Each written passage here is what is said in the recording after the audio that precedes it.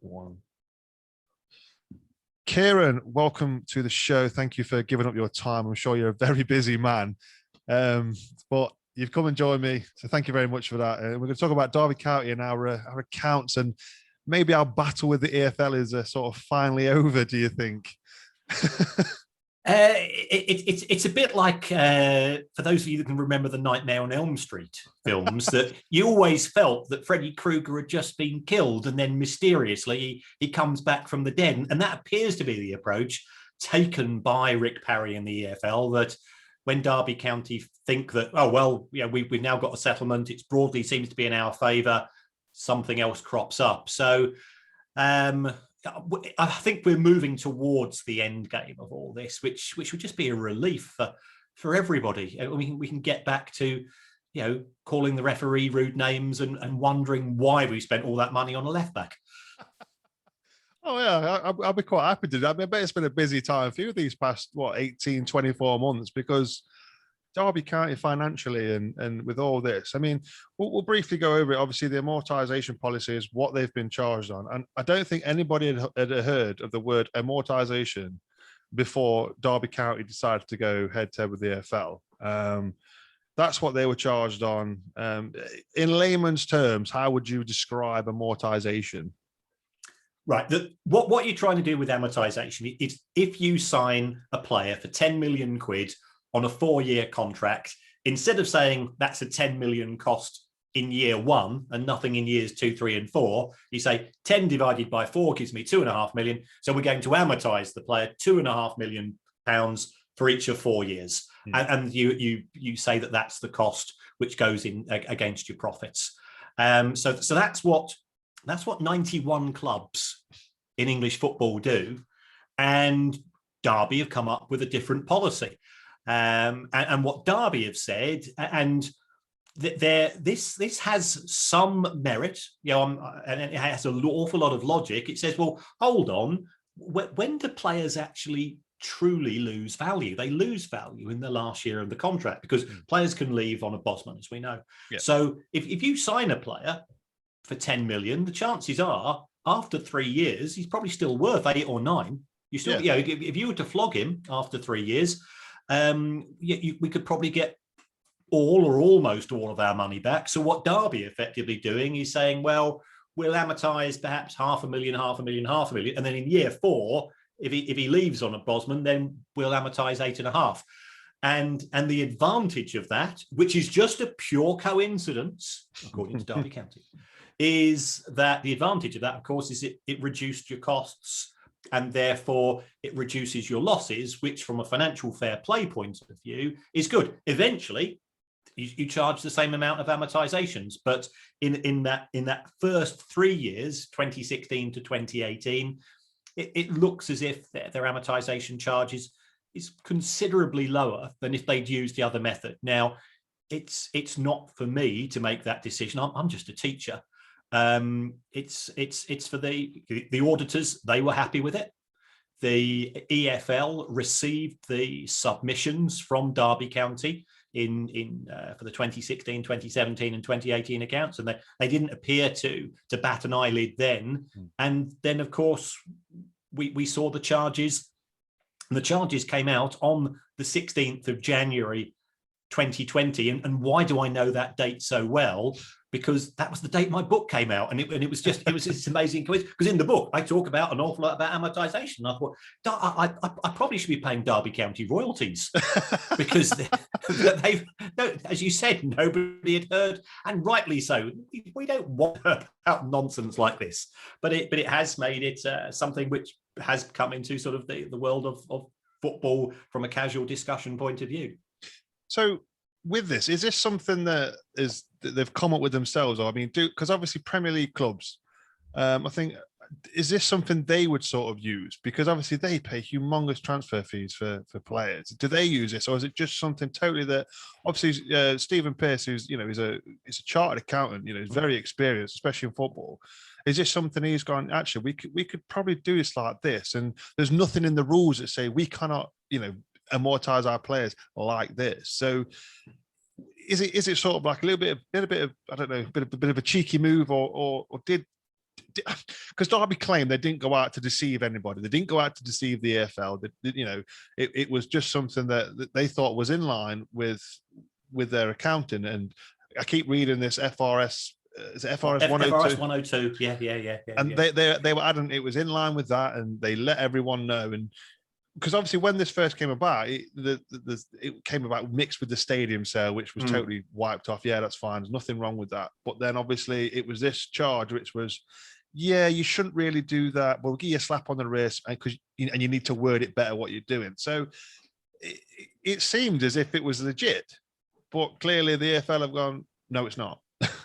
Yeah, and now we're in this sort of really weird situation. That what is the role of the EFL? The role of the EFL is to administer the rules of football. And Derby County's auditors said, well, we're happy with it. Yeah. Stephen Pearce, qualified chartered accountant, said he's happy with it. I write the exams on amortisation for the whole of the UK. So I probably wrote Stephen's exams. So I don't remember writing one which was like that. But if other people are prepared to accept it, who have appropriate qualifications, where are we now? Yeah, and that ultimately is going to be probably or possibly decided by another panel if the EFL decide that they believe that the policy is not in line with the accounting rules. I've spoken to some people who are also, I teach accountancy for a living. That's how exciting my life is, and I've been doing that since the 80s, which makes it even worse. I think there's always people pushing the limits. You know what it's like when you're in a nightclub and there's somebody gobbing off at a bouncer and you're thinking, is he going to go a step too far? Well, I think Derby have sort of just been doing a bit of goading with their policy. Has it gone over the line? I genuinely can't say one way or the other. It's for people with more knowledge of these things than me to make that decision. Or what the EFL might say is, we've had enough of fighting. The legal costs on this must be humongous. I was going to say, I mean, how many times is it? 4 times now they've been into court with each other. It's just, and you're thinking both sides have got to pay that. And I think obviously the EFL the independent panel have said, right, okay, I think they've sort of tried to draw a line on this and given Derby a £100,000 fine, and it looks like the EFL aren't going to appeal it. They're definitely not going to appeal the fine. I mean, I don't know whether you've read the 60-page document which came out. I hope you haven't, Simon. I hope you've got friends and family and a life. Because I was reading this and I was thinking, I'm watching Euro 2020 whilst I'm reading this, and I'm focusing on the report, and I need to realign what's important in my life. But it was clear that the EFL were pushing for a points deduction for last season, and that's why they brought out the parallel fixture list, but that appears to be dropped. So the good news is we've got something going forward. We know that Derby County are competing in the Championship next season. They are 46 games away from the Premier League, and that makes Derby County more appealing to a potential owner. Yeah, it does, and I think that was obviously the worries when it first came out that the EFL they wanted. When the EFL brings out an interchangeable fixture list, you as a fan, you go, right, the club's not talking to us. The EFL is saying this. We have no idea where we're at. Yes, we know there's obviously been issues financially, Derby financially over the last, as I said, 18, 24 months. It's been all out there how bad we are. We've had missed payments and all this. We've had 2 failed takeovers. Something's just not adding up. And you just start to think, has the bubble finally burst? Because I think as a fan, when you go in, you see, and we see under, I think, the last set of accounts we sold the stadium, we made a 14 million profit. It was, stick it to the EFL and everything. Now it's sort of turned around and bitten us back. And it's one of them things when you see interchangeable fixtures, you think the EFL are really out to get us here. And it's a tough one because you sort of go, well, the EFL signed it off, so they're to blame for this. They signed it off and then they backtracked. But then also you've got to sort of think, well, actually, should Derby really be pushing the boundaries? This is, I suppose, if you like, I guess, sort of their manager, if you want to look at it in that way. They have to do the things that the EFL set them out to do. Yeah, they're responsible to the other 71 clubs. Precise. I mean, do you think now the EFL will realise that, okay, we need to be a bit more strict, and we need to sort of lay out these rules and maybe put this in writing that this amortization has to be in a straight line? Do you think this is something that's going to change that? Both parties have sort of learned from this. I agree with you to an extent. The trouble is, and I feel terrible. I teach this stuff for a living. That there's an element of whack-a-mole. That if and I understand that you can no longer do the stadium sale for FFP purposes. Right. So, as from this season, you can't do that. Great. What about amortization? Are they going to do that? Now, if they do that, somebody's going to come up with another idea. Yeah. And, that could involve naming rights. So in the Premier League, we've got Everton, for example, some bloke who just happens to be the best mate of the club owner. So it's not sold to the club owner. Just happens to be the best mate of the club owner.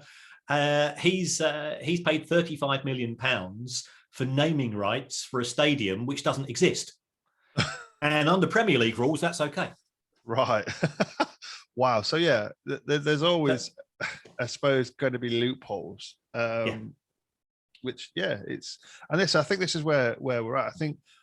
I think from now, looking at it as a fan, not just me, but I think as a fan base, Derby now, I think we don't want any of this. If obviously there's talks of takeovers, there's not, they're obviously desperate to keep it out of the media. Wisely. But, oh yeah, very much so. I mean, once you've had 2 failed takeovers, one with a big, BZI, who,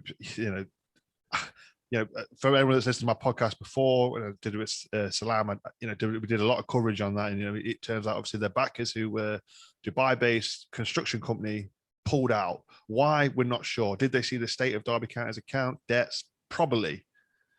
And then of course we had Eric Alonso, who bit of a chancer.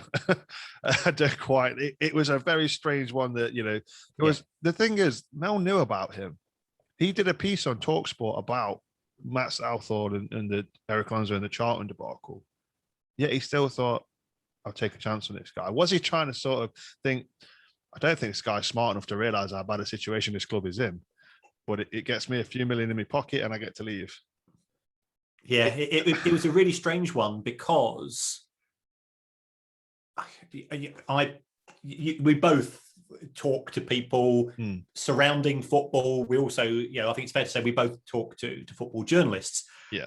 And I was contacted as soon as the Alonso bid came out by a journalist in Asia to say, this is not going ahead. And, he said, Alonso, he's a front man, he's a wide boy, he's a chancer. He will talk the talk and then he'll just disappear. Then there'll be some excuse. Yeah. And that was straight from the playbook. And you say, well, why do people do this? Well, the reason is everybody in Derby's now heard of Eric Alonso. Nope, he's got free publicity. He's appeared on national radio. He's had interviews in The Athletic, and so on. And for some people, they just want to be famous. And it's a really strange way of going about it. And the reasons he gave for the deal collapsing, the EFL didn't want somebody who was 29-year-old in charge of a football club. Well, just take a look at Sunderland. Their owner's 23. They've got a puppy, haven't they, as their owner? It's very strange. And I think the best policy now is, if we're supposedly in talks with Americans. There's a lot of social media rooms. I'm not going to discuss them on here, not right now. When it comes out and it happens, yes, I'll do a big show about it. But until then, it's not to be discussed. And there's reason, and that's the exact reason why, is because Derby they've been bitten twice. But I found it obviously this is from Stephen Pearce when he had this. He came out. He did an interview with the BBC the other day, and he mentioned that the takeovers and try to put some rumours to bed and of debts and hiding debts and things like this. But he also said he wants to build bridges with the EFL and the other clubs in the EFL. Do you think it's got to that point where there's a lot of animosity towards Derby, not just from the EFL itself, but from the other clubs? And we know a couple, namely Middlesbrough, probably Wickham now as well. We know there's a bit of animosity from them, but do you really think that this has caused a lot of, animosity between the EFL, the other 91 clubs in Derby County? The clubs in League One and League Two don't give a hoot. They won't. Yeah. It's not their problem.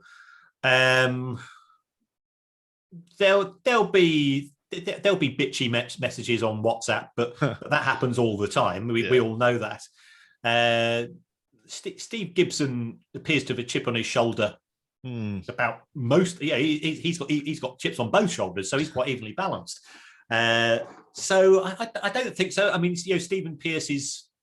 I don't know whether you've seen that the EFL have announced that Stephen Pearce is no longer on the EFL board. So could that have been an issue? But the EFL statement was that Stephen's left to focus on Derby issues, and he's got a fairly full in tray. Such as he's not published any accounts since 2018 for a start. So he's got stuff to do. He's got the P&S calculations to do. Hopefully, negotiations to sell the club. So.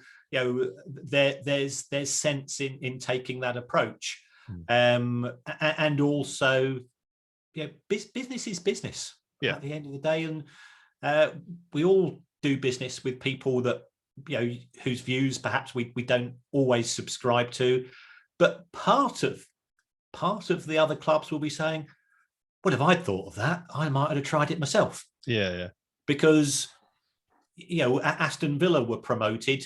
Partly due to the fact that their training ground has been bought by the HS2 train line, isn't it? So yes, Leicester got promoted by having commercial agreements.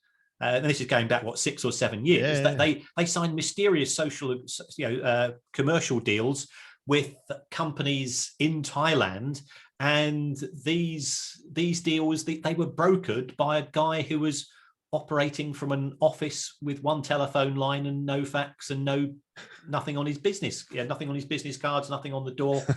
Don't get me started on Bournemouth. So plucky little Bournemouth, of course. I should have given them their official name. So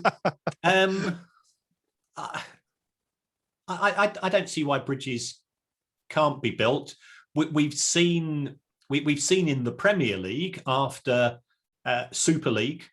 The debacle there, which effectively meant transferring control and money in European football to 12 clubs, 6 of them were English. And then we got Project Big Picture, which was exactly the same, except it just meant transferring the domestic game once again to those 6 clubs. That they're still turning up to their meetings once a month, at the Premier League, and sometimes you just have to get on with people whose business ethics don't align with yours, and that's the nature of business. And football's no different to many other businesses. I work in the world of teaching. The amount of bitching that takes place there is quite outrageous. I can imagine, actually. I couldn't find the chalk. Somebody's stolen it. All this type of nonsense. So I think people just have to be pragmatic and look forward rather than back. Fans won't forget. No. But fans never forget, do they? When the Derby verdict came out, there were as many comments coming from Leeds fans as there were from Derby fans. Oh yeah. And that doesn't make it right or wrong. It's just the nature of football rivalry and this lunatic sport that we all love. Definitely. I mean, Leeds can't talk. They were in a similar situation a few years back. Let's not forget that. But we digress, I suppose. So yeah, we paid the £100,000 fine then. Hopefully sorted it. But we have to resubmit the counts now. Obviously, everyone I've asked people questions, and they're always saying, "What are your thoughts on the books? Do you think it'll be under or over?" Then obviously, you decided to give us some good news on, was it Sunday morning? I think it was, and say we've magically found this £30 million that hasn't been put through the accounts yet. So everyone wants to hear the good news, Kieran. Is it obviously we've got to now do 16 accounts, 17, 18 accounts, 19 and 20 accounts.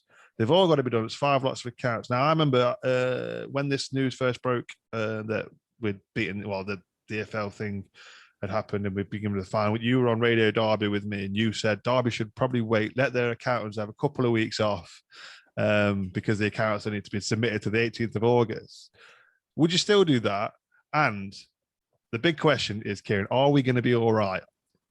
Explain this 30 million that you've found. Okay. Well, let's go through each of those questions. Yeah. The reason why I suggested, I've got an auntie with COVID, I better take 10 days self-isolating, and that happens to everybody in the Derby account department, was when they had the parallel fixture list, there was still a danger at the time that Derby could have been starting next season in League One. So, my first thoughts was, from a practical point, from a Derby point of view, you want to delay the submission of those accounts or submission of P&S. And I'm not taking a moral or ethical position here.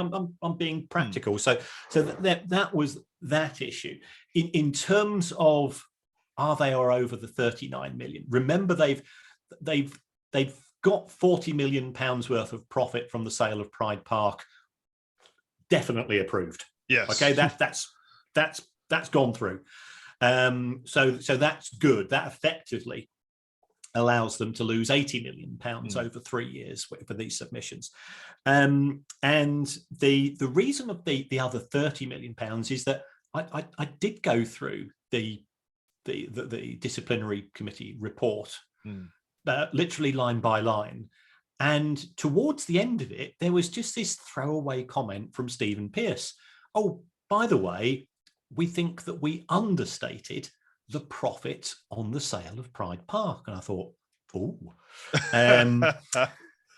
this warrants investigation. You must really love your job. I do. I genuinely do. It's better than working for a living. I mean, I can, yeah. So yeah, I'm completely OCD. Yeah. My poor wife will confirm this. And I'm obsessed with numbers. So I went through every set of Derby accounts going back, and it was in 2008.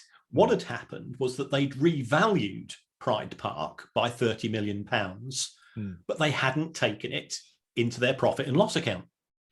Right. So therefore there was nothing, and the reason why that, because they hadn't sold it. So it's a bit like, let's say that you've got a house worth 100 grand. Yeah. You're thinking of selling it. So you get an estate agent around and he says, I'd value it 130. And you say, I've made a profit of 30 grand. But you haven't, have you? Because you've not yet sold the house. Yeah. But so this is effectively what Derby did in 2008.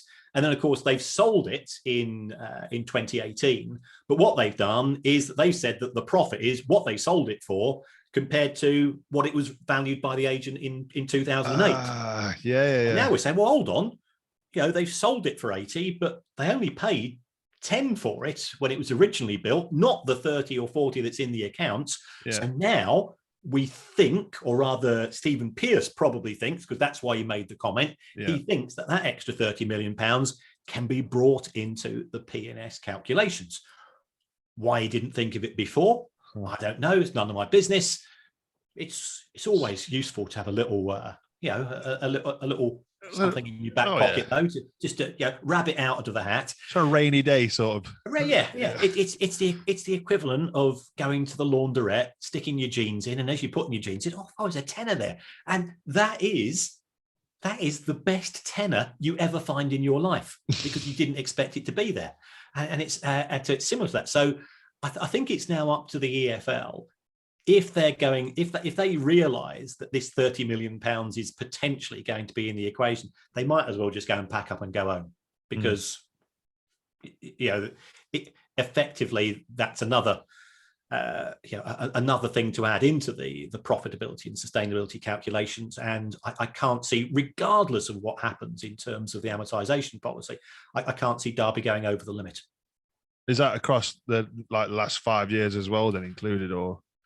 Well, I think Derby would certainly be okay, because I think they started the amortisation policy in 2016, and you're doing it over the 3 years, 16, 17, 18. So I think they should be okay. And the EFL's charges were to cover that 3-year profitability and sustainability submission. Yeah. Right, with you.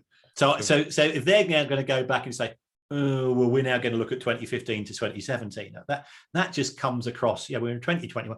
That just comes across as petty and small-minded and just sort of clutching at straws. So I don't think they would do that. Yeah, because I mean, a lot of fans, suggested, the other week that where EFL are on a bit of a witch hunt against us, and if they do start doing that, then it sort of backs up what us fans think if they start going that sort of fine-tooth combing, if you like. But so I mean, regarding obviously as a straight line thing, if we didn't have this 30 million, would we be in danger, or is it touch and go? Is it touch and go? Because I know you sort of tried to have a little bit of a look and see where we are at. The thing is with FFP is you're allowed to put your academy costs in. Well, I don't know what they are. And you're allowed to put your women's football team costs in. You're allowed to put your infrastructure costs in. You're allowed to put your community costs in.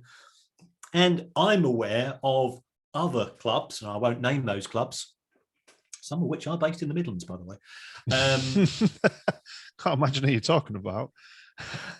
seem to have very, very generous policies towards their academy. Oh, really? Wow. Okay. So it does. You are making it sound good. You are making it sound like we are going to be okay. But I think one of your listeners as well as mine, Andy Buckley Taylor, went, there's going to be a lot of piss boiling if Derby put that 30 mil through the accounts. That it's rightly theirs to do. It's almost like they're dipping into their savings account and going. It is like that. Now whether that 30 million is allowable or not, I've looked at the small print of FFP. It's not mentioned, but it's not excluded either. So I think and if it does go to a charge, then if I was Nick Demarco, I'd be very happy, man. There's plenty more work there, and I think Derby have done the right thing. In people aren't familiar. Nick Demarco is the leading sports QC in the country, and he's done really well for Derby County and many other clients as well. So they've got Derby couldn't have a better person on their side. No, he does seem to win a heck of a lot of cases, to be honest. I bet the EFL is sick of him. yeah. Nick Demarco he's the type of guy that I reckon if you were playing a game of darts against him, you'd be streets ahead and he'd finish with a 170 finish. And you'd just oh, no. I've been there. I've actually been there. When I used to play in the pubs, I've been there well ahead. And someone's banged in, like, I think there was 1-5-1 there. And I was like, how have you done that? You've hit absolutely nothing all the way through this. Couldn't believe it. But yeah. So hopefully things are looking good, and then fingers crossed. If one sees I take it, because obviously we're under a transfer embargo. It seems actually that it's come out after all this sort of case and everything. It's that we've been under a transfer embargo for a while, all of last season. Is this to do with the 16 to 18 accounts, or is it to do with the 19-20 accounts? Well, I mean, we've just seen today Sheffield Wednesday submit their accounts for 2020, so they were behind. There were stories doing the rounds that I think 10 clubs in the Championship a few months ago were under a soft embargo, and the terms of a soft embargo is that you can't sign players for a certain level of fee. You are limited as to how much you can pay them. I think the word on the street that you couldn't pay them more than 600 grand a year. Now, for you and me, Simon, we wouldn't get out of bed for such a pittance. So you can understand why players would take the same approach. So that appears to be the case. And again, looking at going through the judgment, the reasons for that was due to the non-submission of the accounts. Remember, Derby have not submitted their 2018-19 accounts and their 2019-20 accounts. So that's something that they need to accelerate. Yeah. There were other issues with regards to, I think it said, unpaid payments to both players and other clubs. Yeah, so that isn't good. I think the EFL, to be perfectly honest, is right to put clubs under it. But if you can't pay your existing costs, don't go out and spend money on new players. So if that is the case, then I don't think Derby can really complain. But it would be good for all of this to be settled, and for fans to focus on the usual nonsense we do talk over the summer. Yet fortunately, we've had the Euros to keep us occupied for the last 3 or 4 weeks. But the players are back in pre-season training this week. And what are we always talking about? Who are we going to sign? What's the away kit going to look like? This, that, and the other. And I'm sure you're exactly the same as me. As soon as the fixture list comes out, you start planning the weekends away and the excuses to the wife. Always. Who's having the kids this weekend? Yeah, because I mean, just on that, Stuart Hughes has asked the question. The Derbyshire Live are reporting that we're currently in talks with the EFL over how many players they can sign and how much they can spend, and what does Kieran Maguire think the EFL are likely to agree to. Because obviously they lifted it last season for us in the summer, so we could get a couple of players and sign it. So I suppose we just don't know at the moment. I think what we've seen from this is how bad Derby are, as in debt-wise as well. When you hear that they're not, okay, COVID hit, and I think did they try to use that as an excuse? Potentially, but it seems that there was a lot more underlying than we could have ever imagined. You look at debts to, I think there was, at one point, there was Henry Gabby had a loan, there was MSD with loans, and, there's a guy, his name's Andy on Twitter. He seems to do a lot of digging on like Company's House, and he's pulling up an awful lot of stuff. And to a lot of us, including me, I have no idea what he means. Yeah, me and Andy are having a bromance via DMs on Twitter. Yes, we're regularly in contact. The position with respect of Derby is that if you take a look at the Mel Morris era, Derby went from just about covering their wages with revenue coming in. 2016, £157 in wages for every £100 coming in, then 137, then 161. The average wage bill went from, players were on less than £6,000 a week in 2013, and that had gone up to £22,000 a week by 2018. And Derby were in the same division for that period of time. So wages are more than considerably more than trebled. The club was spending large amounts of money in the transfer market as well. There's no doubt that the club went for broke and came, let's be honest, came really close to getting into, so you could argue that it almost worked, but it didn't. And that's the problem that you have in football. It's a casino in the Championship. Yeah, it is. I mean, I think our problem has been recruitment, and at the essentially spending all that money on recruitment, on players, on wages. I mean, them figures you've just shouted out there, going up from £6,000 a week to £22,000. It's like, okay, we knew that there were some players, I suppose, on 25 plus grand a week, but knowing that the average is that, no wonder we're losing money left, right, and centre. But everyone sort of wants to look at recruitment and go, "Oh, look at Brentford, and look what they're doing." And they've, I suppose, in a way, you can look at Brentford and go, "Okay, well, yeah, they've taken the time, but now look where they are. They've rather than gamble it all in once, they've gone and sort of gone, well, we'll just trickle it out, and then we finally, after being a bit patient and making huge profits on players, we're in the Premier League." And it sets them up well. And I think a lot of clubs, Derby, I think I'd rather be run like Derby and like Brentford, have that little bit of patience just to take time building a team that's capable.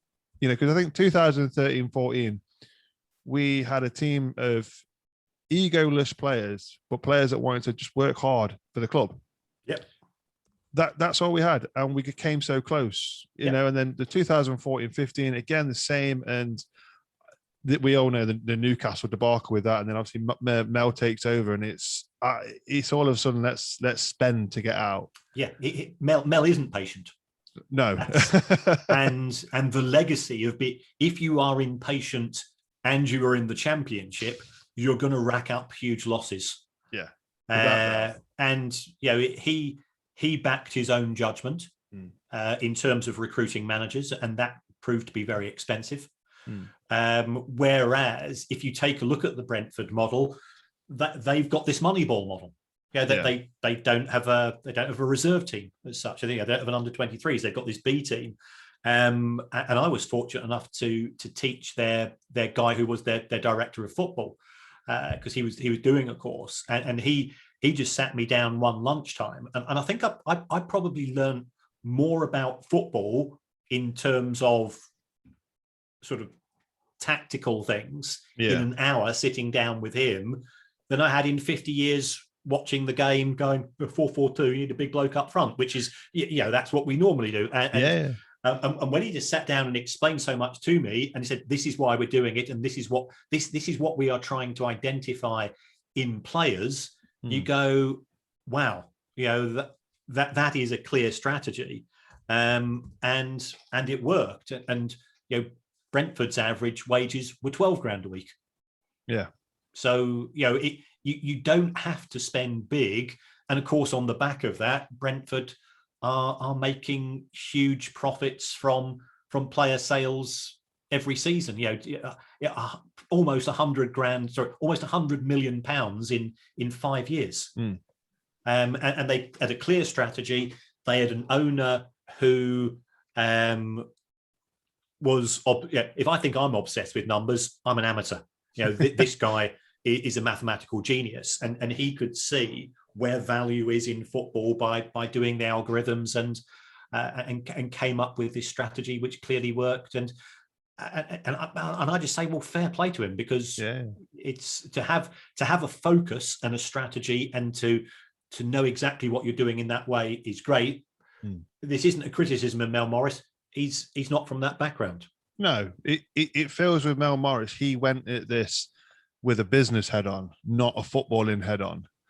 And I think it was, I guess, naivety, I think, and not really knowing what football is all about. You can run it like a business, spend money to make money, but he didn't. Essentially, I've not looked at the figures or anything like that, but I can't imagine we've made much profit on any of the sales of players that we've done over the last few seasons, because it just feels like we've spent loads on average players, and they've all walked away on frees, and that's sort of been our problem. And I guess as well, we saw it with Bradley Johnson and Jacob Butterfield a couple of seasons ago.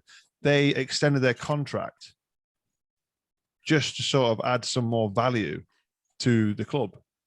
They tried it with Jack Marriott, but the EFL sort of went, "You're not doing it this time." And it just seems a bit that he's just, like I say, it's like it's Mel has to take some of the blame for this. There's no, unfortunately, he's tried, he's failed, he's put a lot of money into the club. Yeah. But ultimately, he's ran it without the experienced head that he needed. Maybe he needed someone else on board with him who knows what they're doing, knows what football is all about. Just so he's got that sort of that backup, if you like, to go, should I do this? Should we? Because I think, hey up, doggy. Sorry, guys. Kieran's just joined by his dog. So I just think that, he really could have done with some help on, and we could have avoided all this mess, all this nonsense, all this battling with the EFL and everything like that. Yeah, well, I mean, if Derby had been promoted when they got to the playoff finals, we wouldn't be having this conversation. No, of course not. And they were 90 minutes away on more than one occasion from the Premier League. So you could say that Mel's strategy was 95% successful, but it's you've got to be 100% successful when it comes to being promoted. Exactly. Do you think a takeover solves all this? No. Well, it depends what you mean. Does it solve the financial challenges? Yeah. No, it doesn't. Would it be useful to have a different culture at the club? Possibly, possibly not, because change is not the same as improvement. And Bury, Wigan, Charlton, that there are many examples of new people coming into clubs in the space of the last 2 or 3 years, where you think that somebody new is an improvement, and we get fooled by this. I remember, because I was at the match, because as people may know, I'm a Brighton fan. We were playing away to Leeds the day that Ken Bates took over. And Leeds fans thought that Ken Bates was the saviour. Yeah. And if you think that, then that just shows how bad things were at Leeds. So you always hope that the new person's going to be an improvement. Newcastle fans thought that Mike Ashley was an improvement on their old owner. Change isn't the same as getting better. Right. It's whether it's in football clubs, girlfriends, or shoes. It's just different. Yeah. No, of course. So, but it would help. Obviously, I think it would help with a change of owner, just for that change of direction. I think if a new owner came in, and Mel always said he would sell to the right person, which questionable with the ones he's had that would failed that we spoke about earlier on. But obviously there is this takeover supposedly going on in the background that obviously Stephen Pearce mentioned to the BBC the other day, that there is parties that they are in talks with, and it seems like it's been going on a while now, which I think it's a good thing. Without knowing who they are, I actually don't mind it, because of obviously with the Bees that it sort of came out. We've agreed a deal in principle. The EFL test has been passed, all that stuff, and then we're just waiting for it. 24 to 48. I bet Wayne Rooney got bored of the questions. How long is it going to take? Imminent, you sort of go, actually, yes, it's nice to know that in the background a takeover is being discussed.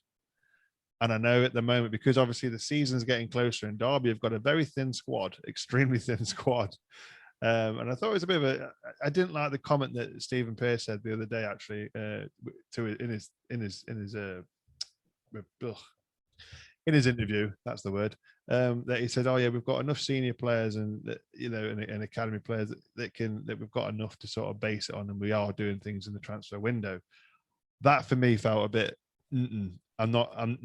We struggled last season, and we've lost players since then. We've lost Waghorn to Coventry.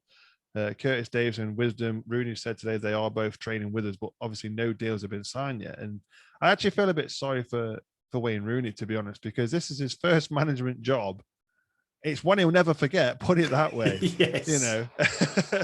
And we're hearing, we heard last season that, I think he was getting a little bit frustrated with the whole Mel situation with the takeovers and stuff, because he wanted to plan for this season. Yeah. And he can't do that. And also, it is his first job. Over half of football managers only have one appointment. You think of people like Teddy Sheringham, Chris Sutton, and so on. Former England players, well-known Premier League players. They got one shot at being a football manager, didn't work out, and that was it. They were never heard of again in terms of. So Wayne Rooney, he's done his badges. Has he done them now? Because I know. When he first joined, he'd only done like his B license or something like that. Right. I think he was supposed to be taking it. They basically were fast tracking him to get the rest of it done. So, but I've not heard anything that's been done it. But yeah, if he has, then happy days. Because I think he did sort of lack a little bit last season. Well, I mean, you're seeing the football, and I'm not. All I can say is that from people I listen to, and I'm fortunate enough that I teach for the League Managers Association. I do some teaching for the Dutch Football Association, the English FA, perhaps as well, and and people in Scotland. You get to meet people in the game, and one of the constant things that they tell me, and I'll be no reason to doubt it, is that Wayne Rooney is criminally underrated, right? Because people judge him on being a 17-year-old Scouser, which is how he burst upon football, and he was quite shy when he began, and it sort of it does really irritate me that you don't give people a fair chance, and too many people are too quick to judge people on their appearances, and not allow him to actually express himself, in terms of his tactical knowledge and so on. No, I agree. I think he is judged because he says a lot, and the way he looks, the way he stands, people judge him, and I think last season is his form last season, any other manager would have been sacked, and I think it's the same with Philip Cocu as well. Philip Cocu was, I think, basically walked out rather than being sacked and having to have the monies that they give them, which is strange. I wish I could get sacked and get paid. I think again, that was financial reasons, because I think Cocu knew he couldn't do anything else with the squad. He knew Mel Morris couldn't afford to sack him, so he walked. And I think Rooney was sort of, for me, Rooney was already was signed as Cocu's replacement. Yes, without doubt. I think Mel Morris wanted that sort of Lampard buzz that he got last time. Yeah, it's Hollywood, isn't it? Yeah, absolutely. Yeah, and again, that for me is another one. I can't fault the Lampard sign. That season under Lampard was entertaining, to say the least. And ultimately, but sadly, we failed at the final hurdle. But it just felt to me that when we bring in Rooney, going, oh, he's going to be a player coach. You're thinking, yeah, all right. So he's basically our next manager. You've had it from Lampard, now you're going to get it from Wayne. And I just think that a lot of people still want him gone. But his hands are tied. But at the moment, he needs to technically rebuild a squad. I've seen rumors on socials that he's got 10, maybe 12 players lined up. That's what I've heard and seen on social media. But if he has, then fair enough. But we've got to get these accounts in, really, so he can do anything with them, because there's no way the EFL are going to go, yeah, you can have all them without his accounts. So I think obviously, if this interchangeable fixture list was still there, then maybe wait till the 18th or a little bit longer. I mean, how long does it really take for accounts to be, I suppose, like how long do you reckon it would take for them to be filed and approved? They could be done by the end of the week. Oh, really? So they're already there. It's just a case of getting somebody to sign off on them. There's no practical reason for a delay. So we could have them in, and they could be signed off by tomorrow, and happy days. And we saw with some of the other clubs that were subject to these soft embargoes that I think Coventry were one example. They were straight off. So it's the clubs legally were allowed to take 12 months to send in the accounts. To the government, because Rishi Sunak says, I think a few people are feeling a bit poorly, give them a bit of extra time to do it. and so they said, well, global pandemic, we'll extend the submission for an extra 3 months. The EFL said, no, we're not buying that, which to me seemed harsh. I just want the clubs to survive, and we'll sort out some of the finances later. It was a bit rushed, but so sound. But in conclusion, then, you personally feel that Derby will be safe. You've given us hope, Kieran. That's what you've done. Gut reaction. If the additional money from the stadium sale is allowed, which is still an if. I think they've got loads of wiggle room. If not, it's touch and go. But I don't think they'll be that far over. So, even if it does go to a points deduction, we're probably talking 3 to 4, yeah. as opposed to what we saw with Sheffield Wednesday. The other clubs were gunning for 21. Yeah. And that got reduced to 12 and then to 6, and then got pushed back a season. So 3 points. Yeah, you'd rather have 0, but 3 points is a win. That's it. Yeah, 3. Yeah, you'd have settled for this 12 months ago. Oh, without doubt. I think without doubt, £100,000 fine and a 3-point deduction this season would. You'd laugh at it. You go, yeah, all right, we'll pay that. Especially when you look at some of the clubs that broke FFP, got promoted and got a £4 million fine. Yeah, but we're in the Premier League. It don't matter, does it? It's a bit exactly. I think QPR did that, didn't they, when they beat us? Yes, yeah. When theirs was a bit more, but it wasn't the £42 million that the EFL claimed it to be. Oh, right. It worked. I put the numbers into a spreadsheet. It worked out about 9.